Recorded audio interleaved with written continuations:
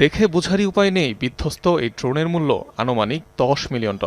ইরানের আকাশ প্রতিরক্ষা ব্যবস্থার কাছে হার মেনে এভাবেই মাটিতে আছড়ে পড়ে মূল্যবান হারমিস 900 মডেলের চালকবিহীন যুদ্ধযানটি। ইসরায়েলের অত্যাধুনিক অ্যাটাক ড্রোন হারমিস 900 লক্ষ্য করে চালানো হামলার ভিডিও প্রকাশ করেছে ইরানি কর্তৃপক্ষ। দাবি, নজরদারি করতে ইরানের আকাশসীমায় পৌঁছানোর পরপরই ভূপাতিত করা হয় আকাশযানটিকে। ব্যবহার করা হয় surface two air type missile. ইরানের প্রতিরোধে ড্রোন হারানোর কথা স্বীকারও করেছে আইডিএফ। জানিয়েছে ভূপাতিত হলেও নেই তথ্য ফাঁস হওয়ার কোনো ভয়।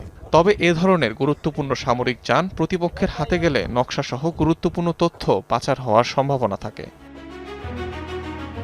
ইসরায়েলি প্রতিষ্ঠান ইলবিট সিস্টেমসের তৈরি একটি নজরদারি ড্রোন হারমিস 900, যার সাহায্যে খুব সহজেই শত্রুপক্ষের গোয়েন্দা তথ্য সংগ্রহ করা যায়। বিশ্বে সবচেয়ে বেশি ব্যবহৃত